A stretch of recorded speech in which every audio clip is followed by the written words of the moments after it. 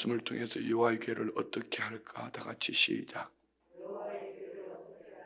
예. 오늘 여호와의 궤 법궤, 이스라엘 백성들은 홈리와 비느하스 이들은 하나님의 이 법궤라는 것은 하나님의 말씀, 하나님의 임재를 말하는 거죠.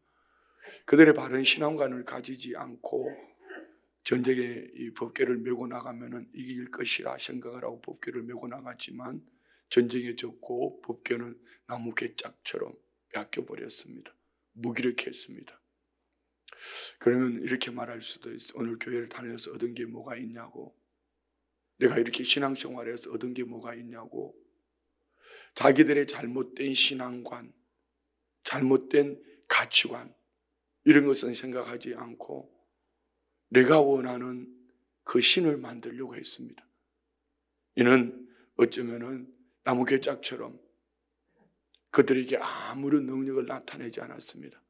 그렇지만 이 여호와의 언약궤, 이 법궤는 블레셋 땅에 들어가서 아스돗에서 가드 에그론으로 7개월 동안 머무르는 동안에 그곳을 아주 초토화시켜 버렸습니다. 독종으로. 더 이상 그들은 이 법궤를 어떻게 할 줄을 모르는 거지요. 그래야 할 때 오늘 보면 1절은 이렇게 말합니다. 여호와의 궤가 블레셋 사람들의 지방에 있은 지 7달이라. 7개월을 머물러 있는 동안에 어떻게 할 방향을 찾지 못하는 거죠. 우리는 쉽게 이렇게 7달이라고 이렇게 읽어 나갈 수 있지만 이 독종으로 많은 사람들이 죽어나가고 더 이상 방향을 잡을 수가 없어요. 두려운 것이죠. 어디에서 식어졌는지, 어디에서 떨어졌는지, 어디서 잘못했는지를 몰라요. 오늘 이 본문의 이 블레셋 사람들은 물론 그 이방신을 섬긴 이방인들이지만 이 블레셋 사람들 모습 속에서 오늘 우리의 모습은 없는지 한번 봤으면 좋겠습니다. 왜 갈팡질팡할까? 그럼 오늘 본문을 쭉 읽어 내려가면 이들은 하나님에 대하여 알고 있어요. 하나님이 어떻게 출애굽할 때에 그들 가운데 어떻게 역사했는지 알고 있습니다. 오늘 우리 신앙생활 속에 이들이 우상을 섬기는 것처럼 내가 원하는 그 무엇이라는 그런 신앙관을 가지고 신앙생활하는 이들은 없을까? 더듬거리면서 어쩌면 지난 주일날 말씀 나눈 것처럼 예수를 믿는다 하지만 내가 왕자에 앉아 주인이 되어 있어서 모든 10가지가 내가 원하는 그 무엇을 위한 그런 신앙의 모습은 아닌가? 자, 우리 이 블레셋 사람들이 참 어리석은 우리 이렇게 한번 생각해 봐요. 우리는 처음부터 예수를 믿은 거 아닙니다. 제가 역시도 결혼하기 전까지만 해도 저희 유교 집안에 그건 전통으로 내려오는 거죠. 이 불교에 이런 신앙관을 가지고 있었는데 이 블레셋 사람들하고 똑같죠. 그런데 법궤가 그들에게 들어왔을 때에 그들이 이 법궤를 하나님의 임재로 하나님을 바로 알고 법궤를 우상들 속에 두지 않고 우리가 지금까지는 우상을 섬겼지만 하나님을 섬기는 저들이 축복된 삶, 저들이 왜 저렇게 망했나? 이런 것을 돌아보면서 그들이 하나님을 바로 존귀히 여겼더라면 어떻게 했을까? 우리 원래 처음부터 예수님 믿었던 거 아닙니다. 그렇잖아요. 하나님의 임재 앞에 이 블레셋 사람들의 어리석음, 하나님을 우상 속에 집어넣어놨어요. 여러분은 그런 분 없으세요? 예수를 믿는다 하면서 내가 믿는 하나님을 내 마음 우상 속에 집어넣어놓고 하나님을 믿어도 별 수 없다고 이렇게 살고 계시는 분은 없으신지요? 그 속에서 하나님은 스스로 하나님 되심을 보여주시는 거죠. 그래서 어떤 얘기는 질병으로, 어떤 얘기는 가정의 물질로, 어떤 얘기는 사람 관계 속에서 그 작은 일들로 하나님이 하나님 되셔서 우리가 원하지 않는 싫은 바람을 불고 계신다면은 깨달아야죠. 왜 무엇 때문에 문제가 됐을까요? 하나님을 바로 알지 못했기 때문입니다. 하나님에 대하여 들은 지식, 귀신 믿음이죠. 하나님에 대하여서는 알고 있지만 하나님과 인격적인 교제, 그래서 자꾸 큐티를 얘기하는 겁니다. 그래서 자꾸 기도를 해야 된다는 겁니다. 말씀과 성령으로 하나님이 눈을 열어주셔야지 하나님이 하나님 되심을 알고 여호와를 경외함으로 하나님을 두려워하며 믿음으로 살 수 있는 것입니다. 그래서 어느 치우치면 안 돼요. 신앙생활은 나는 말씀을 날마다 말씀을 읽었다 썼다 뭐 그게 중요한 거 아닙니다. 그 말씀이 나와 어떤 관계가 있는가. 여러분 부지런하면 말씀을 쓸 수 있어요. 수양도 되잖아요. 집중하니까. 좋아요. 이 말씀을 제하여 놓고 나는 열심히 기도하는 건 우리 불교만큼 기도할 수 있을까요? 불교만큼 그들만큼 열심히 기도하는 사람이 있을까요? 그분들 저 홍천에 있을 때 정신을 뽀직 차렸던 것이 그 홍천에 가면은 도시 중간에 큰 절이 하나 있어요.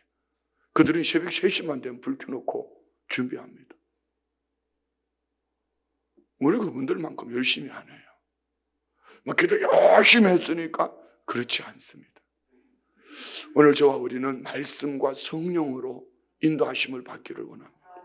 오늘 여기 보면은 이분들이 행하는 일들이 어렴풋이 뜬구름 잡듯이 느낌으로 감정으로 들려주는 이야기로 그렇게 법궤를 바라보는 겁니다. 자, 한번 2절 봅시다. 블레셋 사람들이 제사장들과 복술자들을 불러서 이르되 우리가 여호와의 궤를 어떻게 할까? 그것을 어떻게 그 있던 곳으로 보낼 것인지 우리에게 가르치라. 2가지입니다. 잘못된 것 봅니다. 여기서 우리 신앙을 볼 수 있어요. 자기 자신은 기도하지 않으면서 목사님 기도해 주세요. 이게 오늘 이 블레셋 사람들이 제사장들과 복술자들을 불러서 우리가 여호와의 궤를 어떻게 할까 묻는 거하고 다를 게 뭐가 있냐고요. 내가 하나님 여러분에게 우연은 없습니다. 하나님 섭리를 믿으십니까? 하나님의 섭리를 믿으신다면은 어린 아이가 아닌 이상, 이제 초신자가 아닌 이상, 아니 오히려 초신자는 더 잘 들어요. 시키는 대로 해요. 그러니까 늘 말씀드린 우스갯소리 있잖아요. 기도 제목이 있으면 초신자에게 부탁하라고. 초신자들은 시키는 대로 하거든. 오늘 한번 솔직히 생각해 보세요. 누가 눈을 감고 있는지, 누가 귀를 막고 있는지. 초신자들은 그리 하지 않습니다. 익숙해져 있는 분들, 느낌으로 신앙생활하는 거죠. 감정으로 신앙생활하는 거죠. 나는 하지 아니하면서 그러면서 여차하면은 목사님 기도해 주세요. 장로님 기도해 주세요. 전도사님 기도해 주세요라고 하지만 기도해 주세요라는 말은 붙어 있지만 그는 기도로 살지 않아요. 더듬거리는 거죠. 또 다른 한 가지는 여호와의 궤를 어떻게 할까 하면서 그들은 뭘 의논합니까? 어떻게 그 있던 곳으로 보낼 것인가? 자, 여러분 여호와의 궤가 하나님의 임재 아닙니까? 하나님의 축복 아닙니까? 어떻게 하면 보내버릴까? 그런 분은 없었어요? 나 이 직분이 너무 무거워. 우리 교회는 너무 목사님이 장로 그래. 중직자들 그래. 아마 천국 가면 이렇게 말할 거예요. 그 귀한 직분을 내게 맡겨주셨을 때에 하나님 내게 주신 축복에 귀해했는데 어떻게 이걸 보내버릴까? 어떻게 벗어버릴까? 참 어리석은 신앙 아닙니까? 이 십자가는 쉽지 않아요. 쉬운 것 같으면 왜 장로님으로 안수집사님으로 권사님으로 그 직분을 맡겼겠습니까? 쉽지 아니하니까 구별하는 거죠. 쉽지 아니하니까 교회가 내교로 만들어 놓은 거예요. 쉽지 않으니까 신앙의 연조와 그의 헌신과 교육과 그의 중심, 가정신앙 여러 가지를 보는 거예요. 사실은요, 중직은요, 부부, 가족들이 아무도 한 사람이라도 예수를 믿지 않으면 그 중직을 맡을 수 없어요. 한번 미안합니다. 좀 과하게 제가 표현을 한번 해볼게요. 여기 물컵에 물이 있는데 여기 오물이 하나라도 한 방울이라도 떨어져 있으면 이 물 마시겠습니까? 그는 영적 전염이 될 수도 있습니다. 그러니까 중직을 맡길 수가 없는 거예요. 헌법에도 그렇게 나와 있습니다. 그런데 지금 실상은 그렇지 않잖아요. 그러다가 누가 이 직분을 맡을 때 나도 저 사람하고 같이 신앙생활을 시작했는데 그것을 맡겨주지 아니하면은 그때부터 서서히 비뚤게 나가는 거죠. 그러면서 어쩌면 그 직분을 가지고 그 사람을 달래는지도 몰라요. 그건 잘못된 거죠. 교회도 흐려질 뿐 아니라 개인에게도 결코 복이 될 수가 없어요. 그렇지 않습니까? 그럼에도 불구하고 그 직분을 맡겨주셨다면 존귀히 여겨야죠. 어떻게 내가 이 직분을 감당할까? 어떻게 주님 앞에 두려움과 떨림으로 이 직분을 감당할까? 여야 하는데 어떻게 이것을 벗어버릴까? 어떻게 내려놓을까? 어떻게 피해볼까? 여러분, 하나님의 임재를 생각하십시오. 이 법궤는 여러분 보셨지만 스스로 블레셋 땅에서 우상들을 무너뜨렸습니다.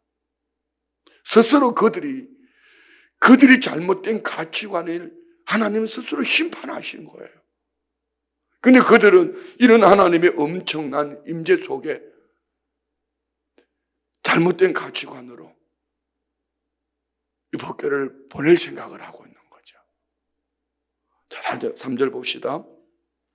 그들이 이르되 이스라엘의 신의 괴를 보내려거든 그저 보내지 말고 그에게 속건제를 드려. 오해하지 마라. 이 속건제는요, 이스라엘 백성들이 말하는 속건. 물론 이스라엘 백성들이 하나님의 그 율법으로 주신 레위기에 나오는 속건제는 죄의 대가를 받아서 하나님과 이웃에게 과실로 손해를 입혔을 때 그것을 배상하는데 본 물의 3분의 1을 더 20%를 더해가지고 드리는 것이 속건제물입니다.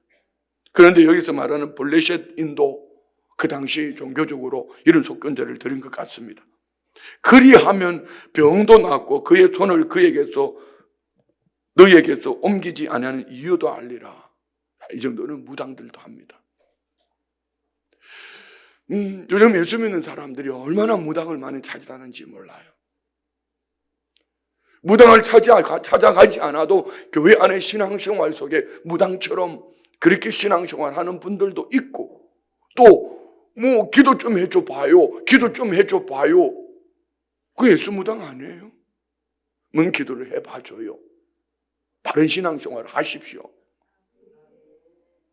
바른 예배생활, 바른 말씀생활, 바른 헌신생활, 바른 복음전도생활. 그래 하면은 뒤돌아보면은 믿음은요, 인내하고 꾸준히 가면 어느 날 뒤돌아보면은 놀라운 하나님의 역사가 있습니다. 하나님 살아계시거든. 할렐루야. 여러분, 자녀 세대들 보고 뭐라 할 거 없어요. 부모 세대가 자녀 세대들에게 하나님의 미랄이 되고 씨앗이 되어주면은 자녀들의 삶을 통해 열매를 맺을 때는 상상할 수 없는 일들을 하나님 만들어 가셔요. 하나님의 약속 아닙니까?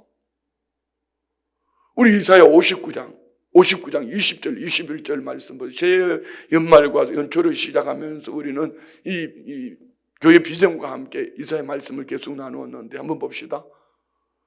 여호와의 말씀이니라. 구속자가 시온에게 임하며 시온 산이 있는 예루살렘에 하나님의 임재. 그들이 우상 섬긴 것 때문에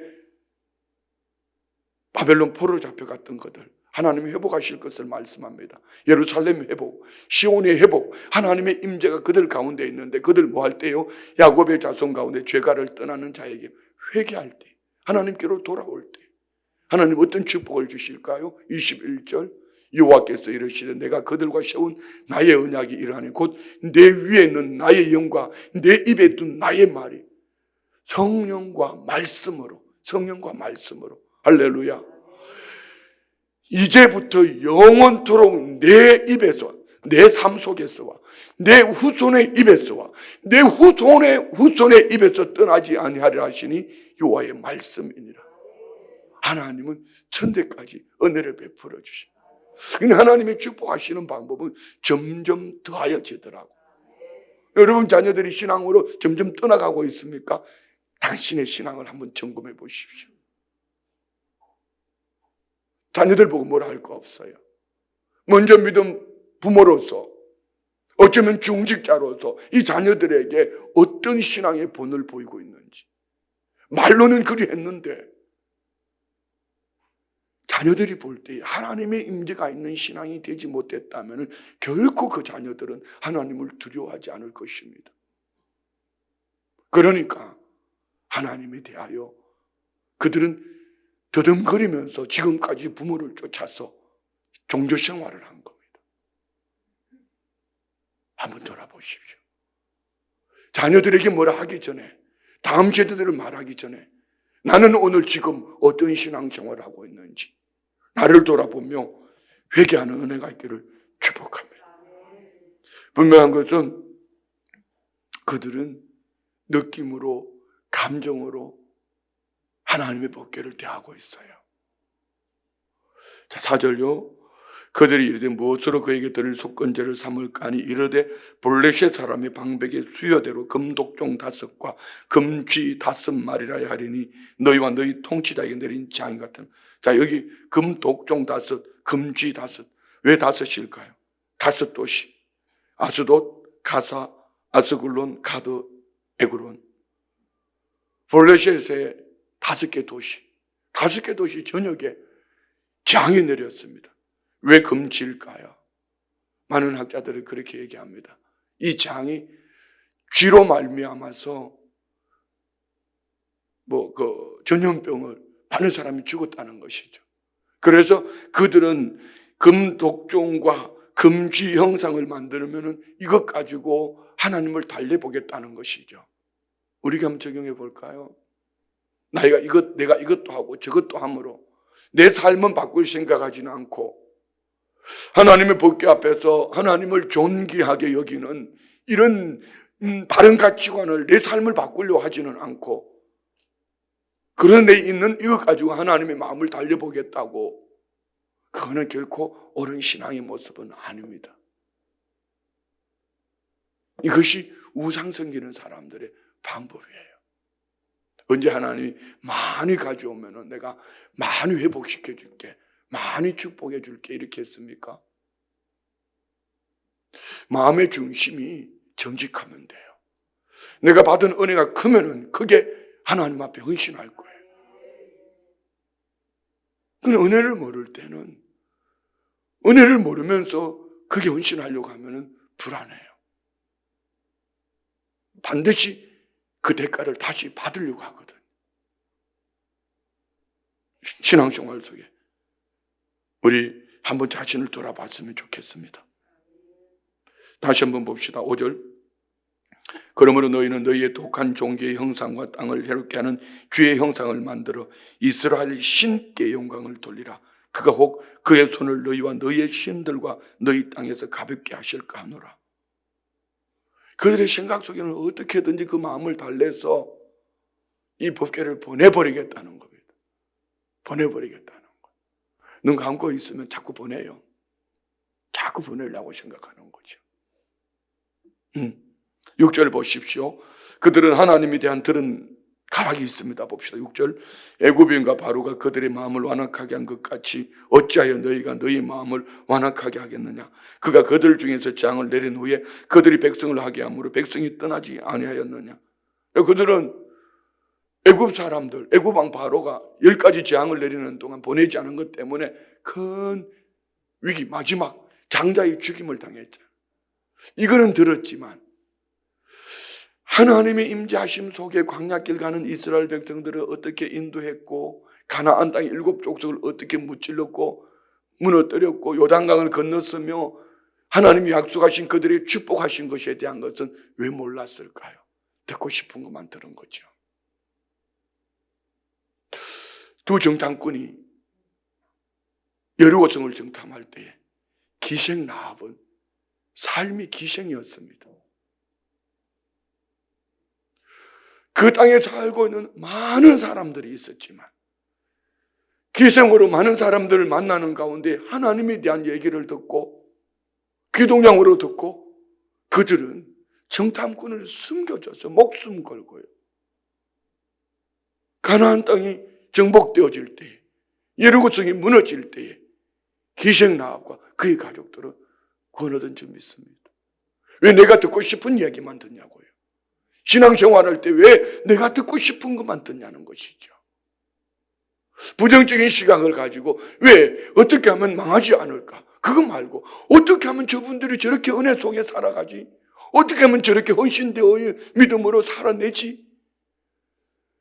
자, 여기에는 반드시 이 뒤에 보면은요, 전나는 두 암소를 볼 수 있습니다. 어떻게 우리는 하나님 앞에 서야지 우리의 신앙이 올바른 신앙으로 살아낼 수 있을까? 자, 그들의 방법은 이렇게 말했습니다. 7절부터 봅시다. 9절까지.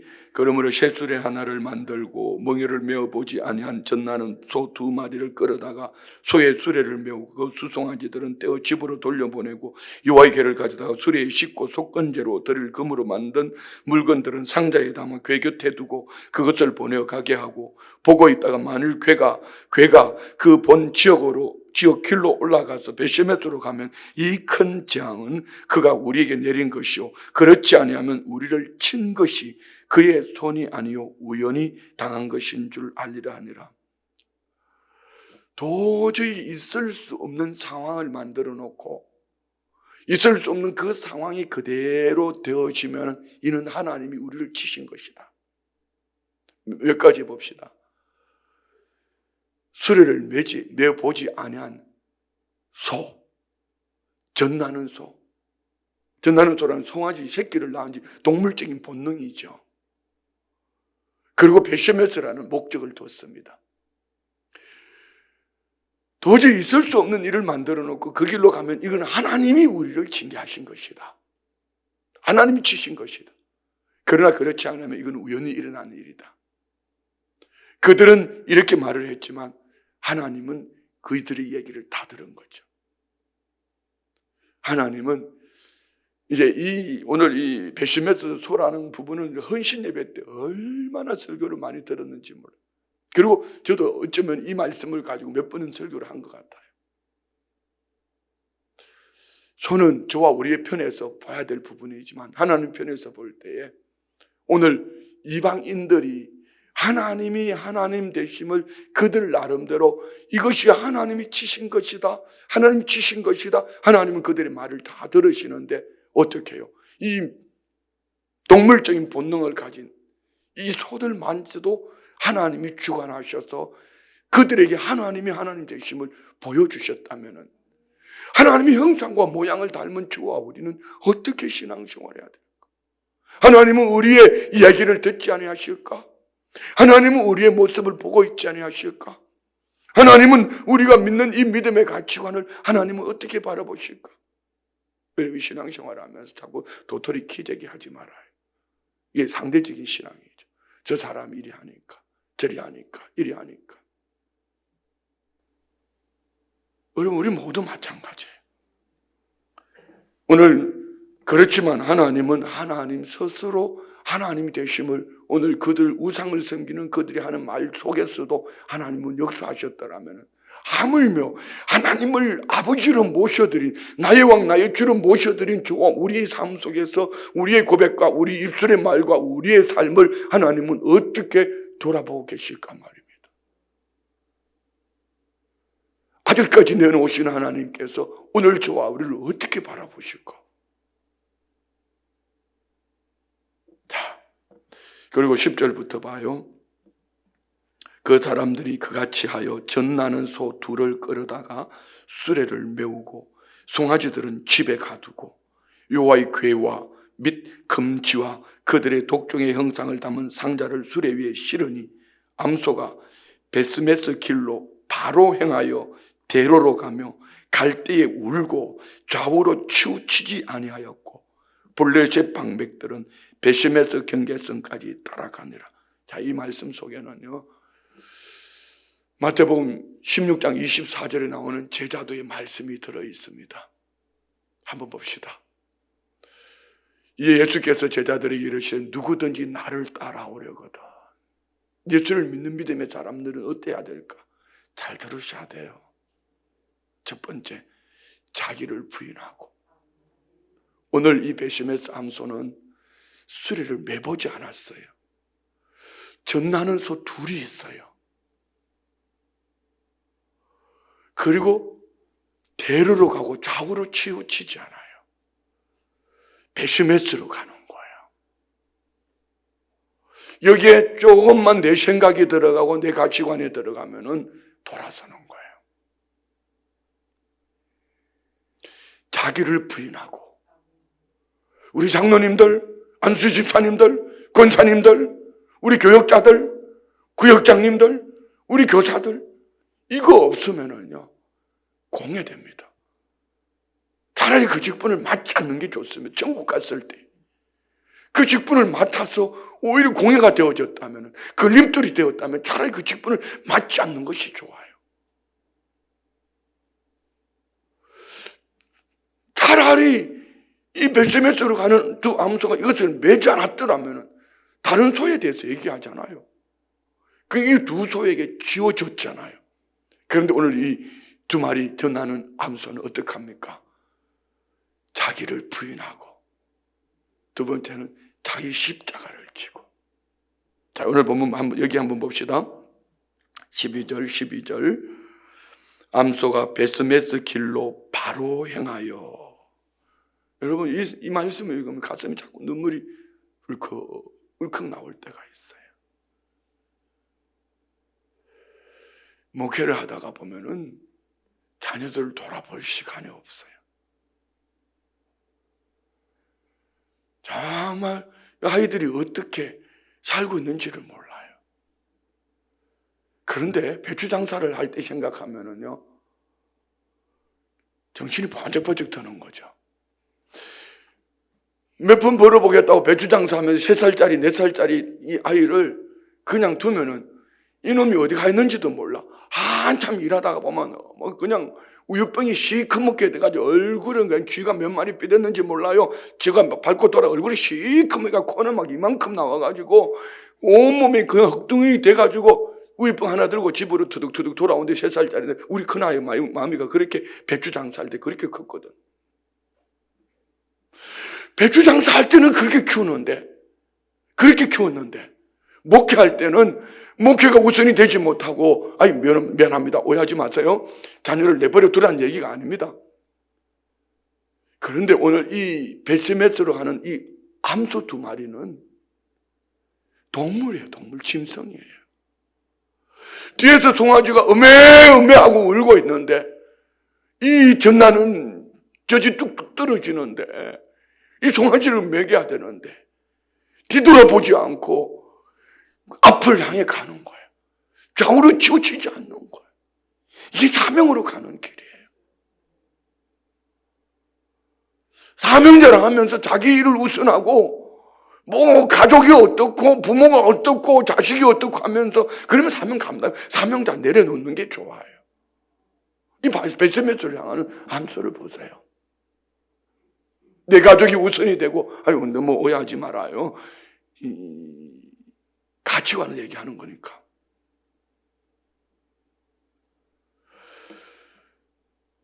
암소가 베스메스 길로 바로 행하여 대로로 가며. 이것이 오늘 우리 순종의 길이기를 원합니다. 바로라는 것은 똑바로 갔다는 얘기일까요? 베시메스로 가는 그 길을 바로 갔다는 얘기 아닙니까? 순종하는 방법이 이런 거예요. 따라합시다. 말씀하신 대로 곧바로 끝까지. 말씀하신 대로 곧바로 끝까지 가는 거예요. 우리 장로님들 참 멋있는 게 그런 거예요. 현직에 계실 때는 그리 하지 못했는데 장로님들 하시는 말씀이요. 이제 은퇴하셔도 연수에서 해봤자 60에서 플러스 마이너스 한둘이에요. 현직에 있을 때보다 은퇴하고 나니까 더 바빠졌대. 뭐 때문에 더 바빠졌어요? 주의 일 때문입니다. 왜 그렇게 일이 많은지, 순복음 전천교회 장로님들은 왜 그렇게 일이 많은지 너무 감사하잖아요. 그런데 어떻게 합니까? 따라합시다. 베스메스 길로 바로 행하여 대로로 가며.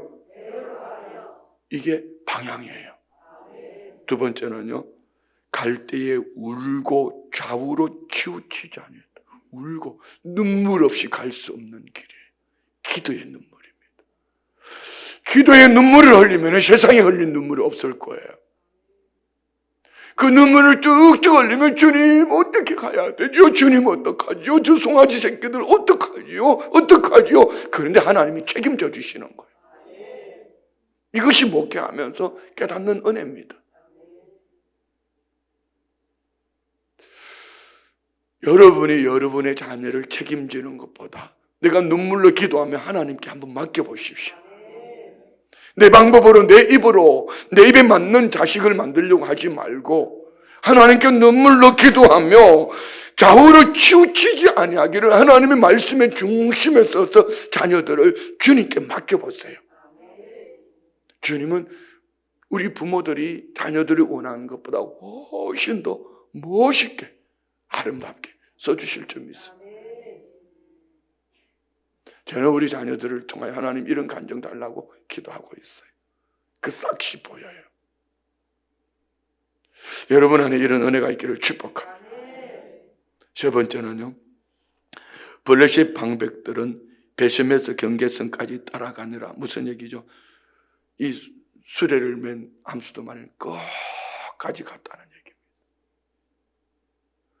가는 것 보고 그들은 이게 하나님의 역사였구나. 자, 말씀을 마치면서 이 속에서 세 가지를 봅시다. 첫 번째, 블레셋 사람들입니다. 그들은 하나님의 임재를 장으로 만들었습니다. 왜 그랬을까요? 우상들 앞에서 하나님을 방치해 놓은 거예요.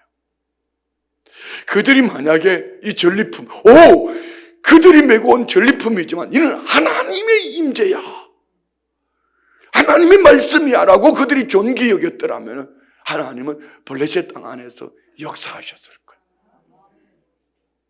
그런데 그들은 하나님을 업신여긴 거예요. 그들에겐 장이 된 거죠. 가끔 처음 예수를 믿으면은 이렇게 약간 흔들릴 때가 있어요. 이럴 때.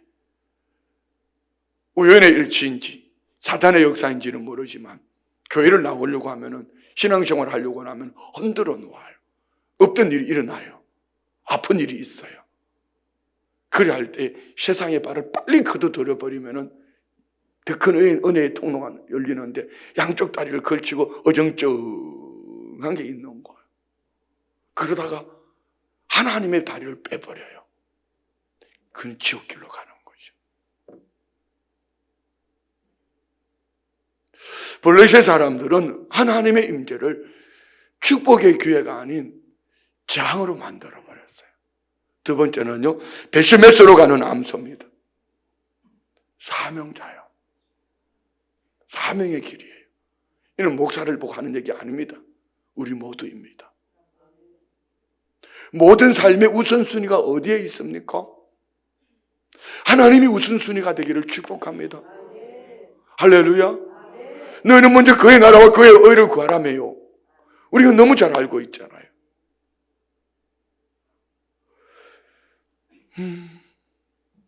베스메스로 가는 이 암소, 전나는 암소, 모든 것을 뒤로하고 맡겨준 그 사명으로 인하여 그 길로 바로 행하여 대로로 가며 갈 때 울고 좌우로 치우치지 아니하며 베스메스까지. 여러분, 이 12절 한 절은요, 우리 신앙관 가치관이 다 들어있어요. 세 번째, 제일 중요한 겁니다. 하나님입니다. 하나님. 우리가 하나님을 위해서 뭘 한다고 생각하지 마세요. 하나님은 스스로 블레셋 땅에 들어가셔서 스스로 하나님이 하나님됨을 보여주셨어요. 그리고 이런 전나는 소까지도 하나님이 사용하셨다면 하나님의 형상과 모양대로 지음을 받은 저와 우리를 하나님은 왜 부려먹으려고 그럴까요? 하나님이 거지여서 여러분 주머니 털어내려고 그랬을까요? 참 어리석지요. 계산하고 있죠.